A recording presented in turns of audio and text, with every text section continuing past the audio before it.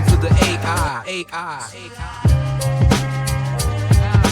Readiness podcast with Lucy and Andrew.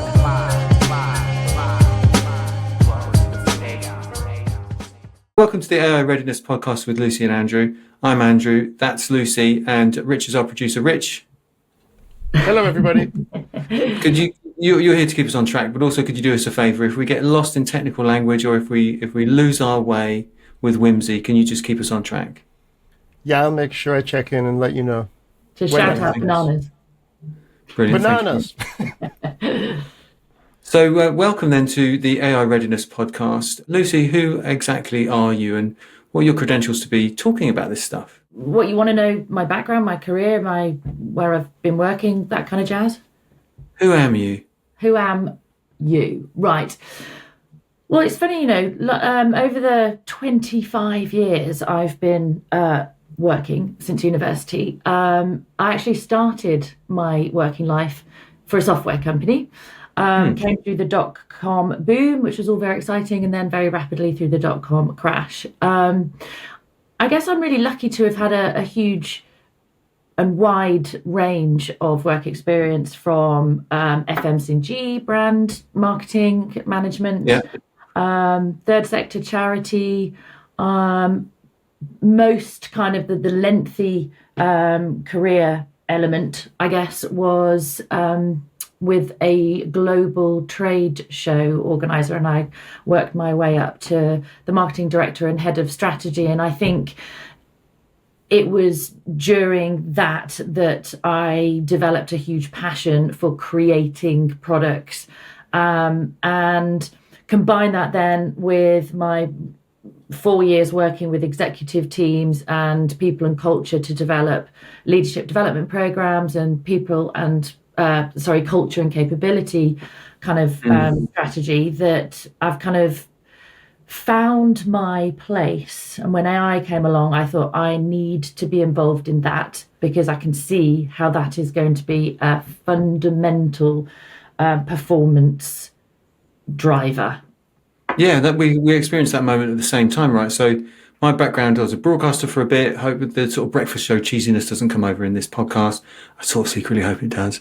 I'm still an occupational psychologist, and I was quite happily building a boutique consultancy doing leadership team and culture development. And AI crashed into the side of my career just at around about the same time that we started working together. And that's what we're here to do, right? Is we're here to bring our vast and broad experience from loads of different environments into helping organizations to understand not just the technical stuff of AI adoption, but the social and the psychological stuff as well. And we've got that massively in common. Yeah, and it's the human stuff, the people stuff that I'm most interested in because I'm a bit of a technologically challenged. So if I can get this, I guess I'm saying to everybody, so can you. Absolutely.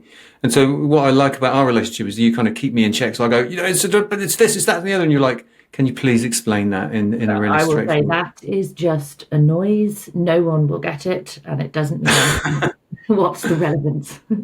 Thank you very much. Which brings us on to, so Lucy and I, we are co-founders of Uptake AI. And I thought a fun challenge would be for us to explain our mission without looking at the website, because we wrote our mission statement like 6 months ago. Like, can we remember it? Or is it the spirit in our hearts that we need to remember? I think that's more important because often the mission statement, maybe I'm going to frustrate people now, but the mission statement is a bit just words. You've got to be able to live and breathe it, haven't you? Absolutely. So Uptake AI for me is all about supporting organizations with AI adoption, putting people at the core of that, because these are tools that can massively support business growth, but less focus on the productivity and efficiency for me. I like the impact that AI and generative AI brings in terms of allowing us to work on the more strategic stuff, the more fun stuff, and get rid of all of the shite, excuse me, that bogs us down and that causes things like burnout. And, that's why people leave jobs, is when they feel that I'm not making a difference here and I'm not using my brain. So we're saying humans first, but we're doing it, right? We're modeling it, right? Because the people in our Copilot Kickstart program are sort of saying, when I don't have to slow down and do that massive piece of data analysis, my brain feels lighter.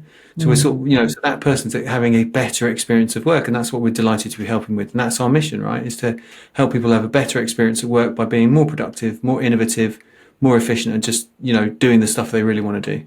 Yeah, and it's the innovative bit, I think, is not talked about as much as it should be. Yeah, absolutely. Everyone's on about the productivity increases, but the innovations are eye-watering, and we're going to share some of those things with you as we go through the podcast series. So we should talk about expectations for the podcast. So the headlines are: we're going to demystify AI, because we know it's like a fire hydrant gushing all at once, all the time, and you don't even know what bits of news to read about it. We're going to debunk the myths. We're going to give you actionable advice, and that might be right the way down to granular prompts, all the way through to engaging your team, or how do you have a conversation at the top of house, to use a bit of consulting slang, to get your exec team on board. From the strategic to the granular, we are here for you. Yeah, I think it's really important that this isn't just a podcast for the sake of a podcast and just talking, blah. It is grassroots, practical. These are the challenges, so that people can feel an element of me too, because we know that is the case, but then to provide ideas and solutions that, in an ideal world for me, people will listen to our podcast and have one or two light bulb moments of something that they can take away and go and do. We're going to sort of keep you abreast and make you the cool kid at the water cooler, because you're able to drop things in like, prompt engineering is garbage. It needs to be about dialogue with the model. So we'll give you like phrases like that you can be the cool kid. But also we're going to do a bit of mucking about and have a laugh doing it, right? That's the important thing. The third most important thing about this podcast. 100%. I think if you don't have humour, you've got nothing. We should do our breaking news segment, which is going to be a regular benchmark. I'd love to do a cool sound effect here. Let's talk about recent AI developments. Like you're sort of noticing a bit of a shift in the whole AI landscape, right, Lucy? Always, constantly, and LinkedIn, noises here, noises there, and it kind of filters through and takes 2 weeks, I would say, from the thought leaders and stuff in America, and then all of a sudden everyone's starting to pick up on the new things. Absolutely. So the thing that sort of lit up LinkedIn over the last couple of weeks is this thing called Deep Dive, and it's this product called Notebook LM. Basically, it's like a Google product, a bit like a Google Documents sort of thing. Got to have a Google account and you go in there. You can upload any kind of content you like, and then you click a button, and then this Google LM, which I think must be a language model thing, creates what sounds like a podcast, right? It's not as good as us, let's be honest with you. But it sounds like two radio hosts in a sort of NPR sort of American radio style doing a deep dive into a topic. And it really is as simple as this, right? You can take the URL or the web address from your website, just drop it into this thing, click a button, come back 10 minutes later, and it will have created a podcast about your website. So it sounds amazing. It's very exciting. We played it in one of our HR immersion sessions that we do with HR teams, and somebody said, "You're taking me into the uncanny valley," because I took their company website, dropped it in there, and played it. It's spooky, isn't it? It's really, really spooky. I'm going to play a clip now, which I took from the uptake, from our website. I'll just play you just a few seconds so you get a real flavour of it. Okay, so you're diving into the world of AI, right? And you want to figure out how to make it actually work with people, not just replacing them or whatever. Yeah. So we're doing a deep dive today. We've got some super interesting stuff here from this consultancy. They're all about AI. Okay. And they really hit on something that I think gets missed a lot. What's that? They're saying just having the tech, it's not magic. For sure. Just because you've got the shiniest new AI toy doesn't mean it's going to magically boost your bottom line. This consultancy, they're right on the money. When they say companies get so caught up in the hype, they totally forget about the people using this stuff. Yeah. Like what happens to the team? How do you even talk about these changes? And the skills, right? Big one. Yeah. You can't just expect everyone to become AI whisperers overnight. It's like human. So it sounds quite spooky, doesn't it? Look, I really liked it at first and thought this is going to be a game changer. But then it kind of started to grate on me it's only those two voices. It's very Americanized. And my thought kind of process changed. What it did for me was spark the importance of, or the ideas around, how could you repurpose content best to support, to land, to for whether it's your customers, your clients, your internal people. It gave me an idea which I'd never thought about, making a little mini podcast to communicate with your team, because previously we would have obviously thought that was far too much work involved. So exactly. I'm not a fan of everyone jumping on the bandwagon, and if that is then all we're going to be hearing on LinkedIn, then I'll stick something in my eye.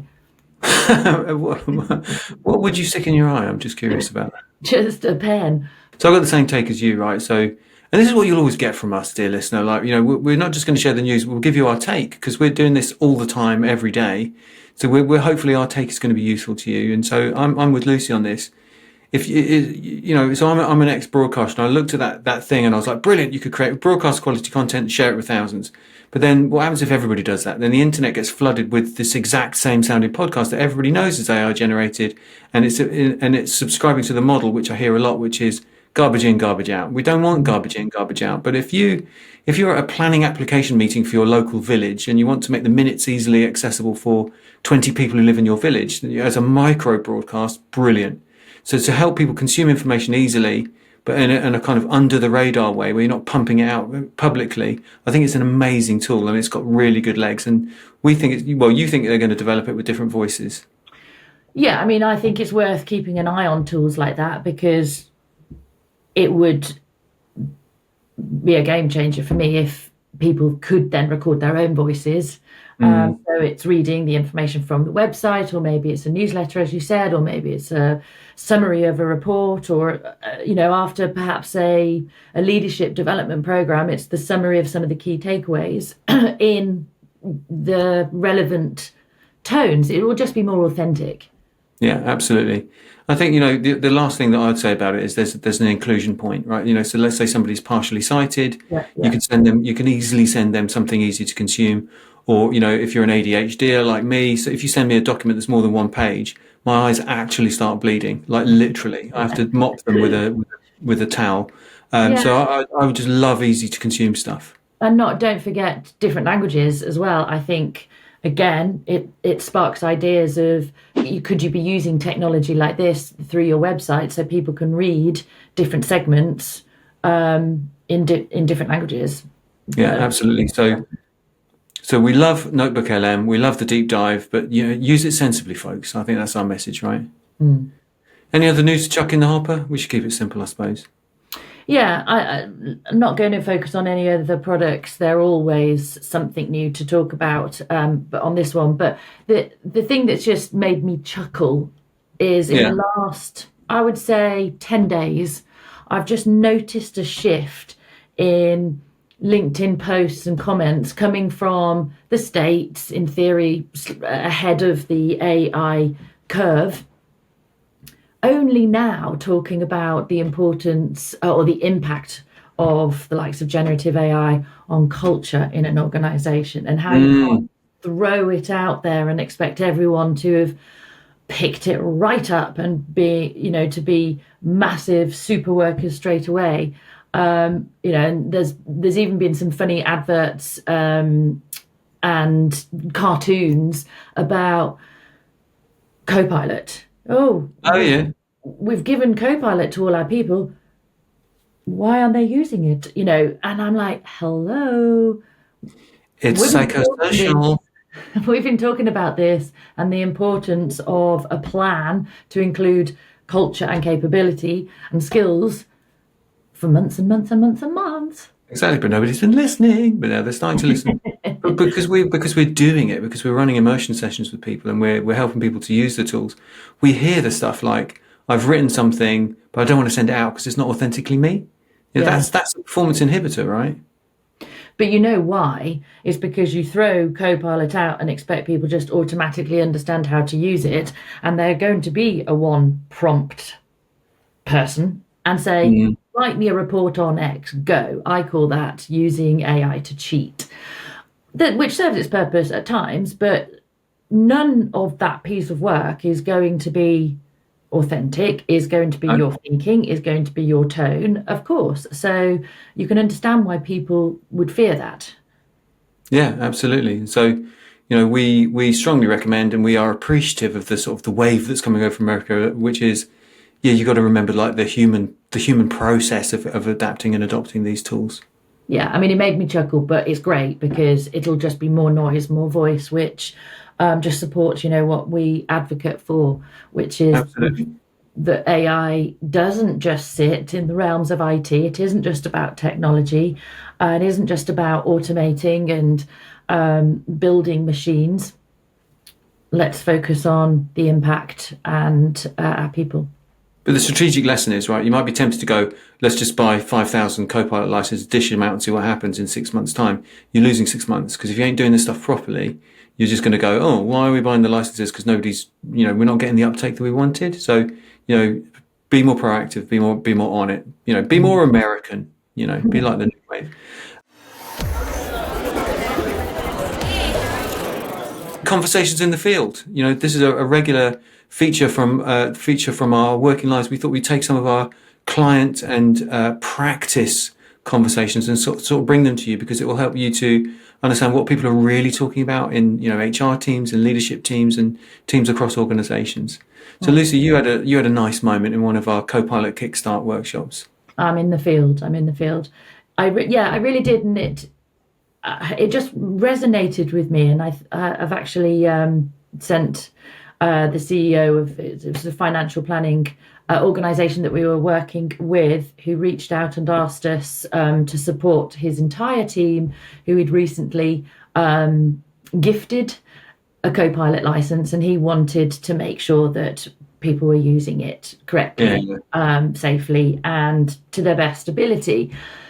So they joined our Copilot Kickstart program, and I just absolutely loved how he framed it, how he set it up when he introduced us, and he introduced why the whole team were going to go through this training program. And this isn't verbatim, but he said along the lines of, look, we want to be using these tools because they have the potential to give us, great efficiency gains. I want us to be more productive. He then said, but this isn't about me cracking the whip. No. And I loved that. And I immediately thought, he's right, there may well be a lot of people out there that are thinking, great, they're giving us these tools so I can get more done, and they're going to give me more. Like a sort of ratcheting effect. Thanks for being more productive. Here's 20% more work. Yeah, and that could be a potential barrier to adoption as well, because you're thinking, I'm not going to do that because I'll do more and I'm only going to get more. And I loved the fact that he framed it that way, and he said, this isn't about me cracking the whip. I really want us to be able to have more time to think about how we can be more strategic, come up with some new, great, fun ideas that support our clients. And ultimately, he goes, I want us to have fun with it. I love that. It was so nice to hear. It was off the cuff as well, because our facilitator just went, hey, Stephen, could you just, set this session up? And it just came out of him. So it was really authentic. And, sort of hearing this story, I kind of think, what if the organization was 10,000 people? And what if that was the CEO of that organization? Just that, where is that stance in the bigger organizations from the CEO in order to get people kind of involved and excited about it? That's missing in a great deal, many of organizations. So it was a little nugget of goodness. And I agree with you on that one. Thank you very much. You're very welcome. Please bring more. What was my conversation in the field was from yesterday. So I was working with a housing association, a group of leaders in the people function. And we worked through, ethics and responsible use framework and an organizational stance, in the same way that your line manager, your leader said that their stance. And we worked through it. And we did a few party tricks, like this is how you use it for recruitment. This is how you use Copilot for drafting all that kind of cool stuff. And then the conversation went to the strategic next steps. So after half a day of really working through the implications of using tools like Copilot and ChatGPT and Perplexity.ai, one of our popular models, inside the people function, the conversation got to, what about outside the people function? You know, what about our 500 employees? What's our take on strategic next steps for them? Can you guess what the number one strategic step was for that HR and people team? Probably won't be very difficult. I mean, have a cup of tea. That's obvious because their brains were absolutely burned out. But like strategically, you guessed it, Lucy. They said, we need to go and talk to IT. We need to go and have a conversation. Because they're sort of going, they're sort of going, the IT department sort of going, you'll have Copilot probably in about sort of 3 or 4 months when we get our ducks in a row. Or and because the HR pilots. we'll give you 1.2 licenses to play with and give them to somebody who doesn't care and isn't going to use it. Anyway, it was a bit like that. And so they said, we need to go and talk to IT and say, it's all right to use tools like Perplexity, which is a bit like a sort of posh Google that finds search results for you to do stuff. And sometimes it's okay to use ChatGPT to generate content if you're not putting your IP, so they had that kind of conversation and they got aligned. And they were like, the first thing we've got to go and do is have a conversation with IT to say, how do we collaborate on, you bring the technology, but you also have the power to choose what tools we have. How do we kind of help you to understand what tools we would like and then start thinking about the capability and culture plan? So it was an absolute joy. The tears in my eyes, Lucy, tears in my eyes. Because it shouldn't just live in one corner. It should be a common thread throughout the whole business. And of course, we know that HR, people and culture are responsible for the people and for skills. So 100% those people need to come together and have a lovely conversation. So that's really great to hear, because it saddens me when it's kind of held a little bit over here by IT.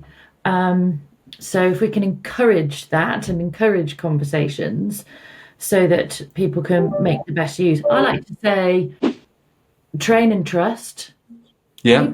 People aren't stupid and people aren't going to upload all the financial information, but there are elements that they might not quite understand without the training. So train and trust. Train and trust. Yeah. That's going on my LinkedIn profile. Thank you for that. You're welcome. Okay, so we're getting a bit deep and heavy. We need to lighten the mood a little bit, I think, with... Dear Lucy, help me fix my techie heart. My life is off, I need a brand new start. Dear Lucy. I love this idea because often I do find myself in a position of giving advice and for my friends and my peers. So I feel, well placed to be the agony aunt here. Absolutely. While your own life is in tatters, you're happy to avoid the issue by dispensing advice to people who need it. I'm a psychologist. I understand. Not Yeah. Okay, so I'm just going to choose from all the letters in the drawer that I've got. Hang on, I'm just going to pick a random one. Here we go. So first one from the pile. Here we go. Subject: Confessions of a Clueless Exec. Dear Lucy, I'm writing as a quietly confused in the C-suite, although Captain Clueless fits better. I nod earnestly at terms like prompt engineering and algorithmic efficiencies, secretly fearing that machine learning involves teaching photocopies to do the Macarena. So I think this is from somebody who's in a leadership team by the sounds of it. With retirement just 5 years away, should I dive into this AI madness, which quite frankly is exhausting, or should I keep perfecting my nod and smile routine? What's your advice? Fake it till I'm free, or start learning the difference between AI and just saying I appreciate any guidance before I approve the budget for a teleportation device? Best, quietly confused in the C-suite. They didn't even want to put their name on it. They're so embarrassed. I mean, the first thing that springs to my mind when I hear that is nod. What did you say? Nod and do something quietly. Nod and smile. Nod and smile. That's Wave not it through. really the type of person that you want on an executive team, is it? So sorry. Lead or leave. Yeah. Look, it's okay to be clueless about AI and generative AI because it's new, it's scary, and there is quite a broad range of elements to it.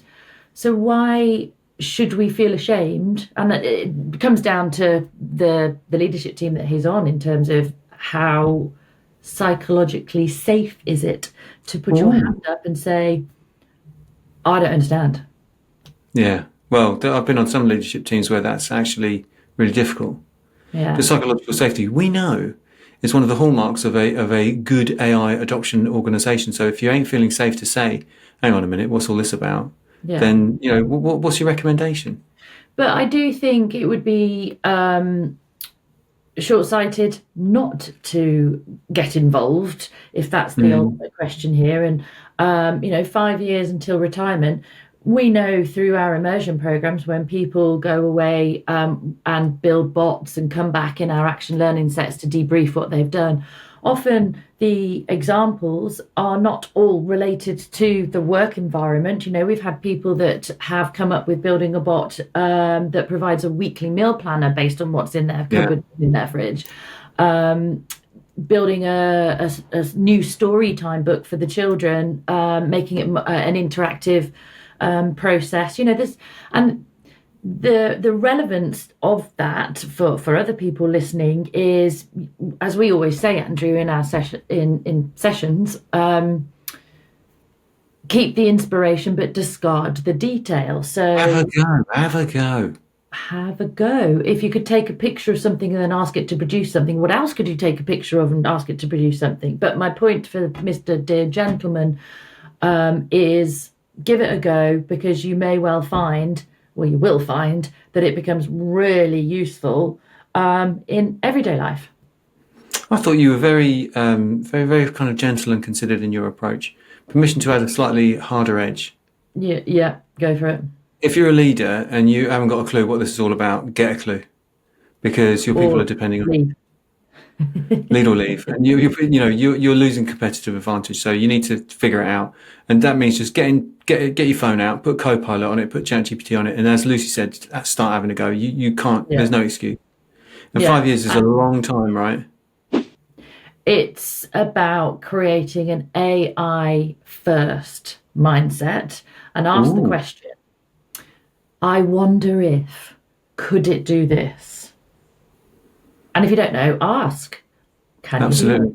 You do it? And if you've always got that question in mind, you can do cool stuff. Like one of my hit records was taking pictures of my kids' bedrooms on ChatGPT, creating a tidiness scoring matrix, and then giving each of them a little written report linked to compensation about whether they were going to get pocket money that week. And it was very, very popular. And in having a laugh with it. Family and your poor, everything is basically AI'd in your house now, isn't it? The kids absolutely loved every minute of it. Okay, so have we done Clueless Exec? Clueless Exec, I hope you're feeling like you've got a bit of a navigation support there. The key message is have a go, right? Have a go and be brave. Say you don't understand and you want some help. Absolutely. So we want to make this podcast interactive. So we do want your letters, like real letters. You make them funny by all means. We're going to have guests on the podcast as well. We're still trying to figure out the sort of guests we want, but we don't want just like thought leaders to blow our minds, do we? No. We'll get the CEO of OpenAI. Yes, interesting, but I really want grassroots. I want practical stories, solutions, scenarios, so that we're creating, best practice ideas. As I said earlier, people can then go away with that one or two light bulb moment. It's relevant stuff with a little bit of chatter, banter, and silliness from us.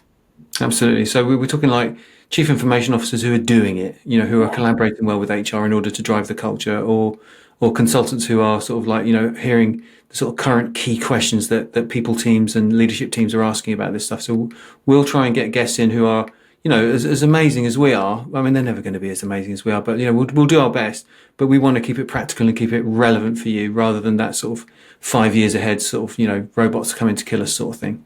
Yeah, exactly. And people in HR and people in culture and L&D who are working their way through a step-by-step plan for AI adoption. I think people want ideas. So many people are lost in terms of, where do I even start? So I want it to be practical and relevant. And Again, I'm just going to come back to what you said, sorry, about our people, our clients, our guests not being as great as us. I disagree, because we only work with fabulous people. oh man, that is said like a true client director. I love that. So, if you want to be on our podcast, get in touch and let us know. If you're not credible enough, we'll just bin you off in a second, because we want to keep the quality up there. Very high. Absolutely. So, last chunk, right? I thought it'd be fun to put some quick fire questions in at the end. So we'll add a bit of spice, put each other on the spot a little bit, create a sense of awkwardness. Dear Lucy, have you ever passed a piece of AI work off as your own? Yeah, in the early stages, when I was a one prompt hitter. Same here. Because like before people twigged what all this AI stuff was, you were like, if I say I've used AI, that'd be a massive derailer from the thing I'm trying to do. So, but we don't now, do we? No. You can't have a scenario where somebody says to you, oh, I really liked what you've put in the third paragraph on page 2. Can you talk me through that? And you're like, nope. Okay, so next question. Would you rather have a wooden nose or a shaved head for the rest of your life? Weird. Is that what happens in your brain? Yeah. Well, I'll go for a wooden nose if it could be smaller. Shaved head, you can just put a wig on, but a wooden nose, you've got to actually have it on your face for the rest of your life. Oh, right. Okay, I didn't think like that, but there you go. Okay, fine. Wooden nose, you're locked in now. Number one, what's your favourite AI tool that you have used a lot this year? Like, what's your closest to your heart AI tool? Well, look, it is still ChatGPT. I am sorry for people out there who think that that's a swear word, because it does the most things. I can build bots. It knows my tone of voice. And I know Copilot's getting there, but Getting better all the time. I couldn't be without ChatGPT. In fact, I was using it on the go this morning to build me a recipe and then a shopping list as I was in Sainsbury's. Yeah, ChatGPT is like a sort of willing, willing intern. It's sort of super bright, but a bit daft about world matters. Whereas Copilot's more like a sort of sensible sixth former who will like say, no, you can't do that if you ask it something. But Copilot's getting better. And then in the next episode, actually, we're going to be talking about the Copilot agents, because I went into Copilot yesterday, noticed that there's an agents kind of marketplace where people have been building them. Agents do stuff for you. So whereas Copilot and ChatGPT and Claude and all that, they sort of create content and stuff, agents actually do actions. And so we'll be investigating that and talking about what's the reality take of that? How useful is it? How much time did we waste? All that sort of stuff. We'll waste the time so you don't have to. Yeah, I have to say the agents part scares me slightly. I'll be interested to explore more. Okay, questions for you. Swimming trunks or budgie smugglers? Trunks. I mean, when you go to France, you have to wear the budgie smugglers, and you're like, really? But, everyone's into that. But I would say trunks, definitely. My Patagonia baggies are my shorts du jour, because you can wear them out, you can wear them in the pool, and everybody says, hey, great shorts. Are you a sun or a snow kind of guy? Warm. I don't understand why would anyone pay to go somewhere cold? That is just insanity. If you can pay to go somewhere, pay to be somewhere warm, so that you can get up in the morning, put on your flip-flops and your shorts, possibly a baseball cap to stop the skin cancer, and you are done. That's it. Non-negotiable. Fair enough. Final question. What would you do if the voice function on generative AI was not available? I throw myself under a train. I'm used to it. I'm like, I need a coaching conversation. Oh, you do have hands. Oh, sorry. Yes, I've spent my whole of this podcast, if you're listening on audio, just sitting completely still, like motionless. I've just moved and it's freaked Lucy out. So I would say the voice function is really useful for like coaching, or, if you want to write an article, just get it to interview you and then ghostwrite the article. It's just really, really useful. So I'd probably cry quite a lot. I'd be bereft. Please don't take it away. I would like us to talk a bit more about the voice function and using that to collaborate with the generative AI tool on the next podcast, because when I realised that, Yeah. it was a massive game changer for the way in which you prompt, if you want to use that word. All right. So a bit of geekery, a bit of use cases, a bit of showcasing, ChatGPT doing a Cockney voice, all that sort of thing, bit of a laugh. We'll put that in the next episode, as well as the Microsoft Agent thing, because those two things are hot right now. And we have a duty, dear listener, to share that stuff with you. And anything else that comes up, of course. Yeah. We survived a first podcast. Yeah, I hope that there is some people still alive listening, and that they come back. So any compliments, it's Andrew at uptakeai.co.uk. Any complaints, it's Lucy at uptakeai.co.uk. Be in touch, let us know what you need, help us to shape this, because we ultimately want to honour your listening ears by giving you what you need. So just let us know what you need. Thank you so much. Have a lovely day. Ta-ra for now. Goodbye.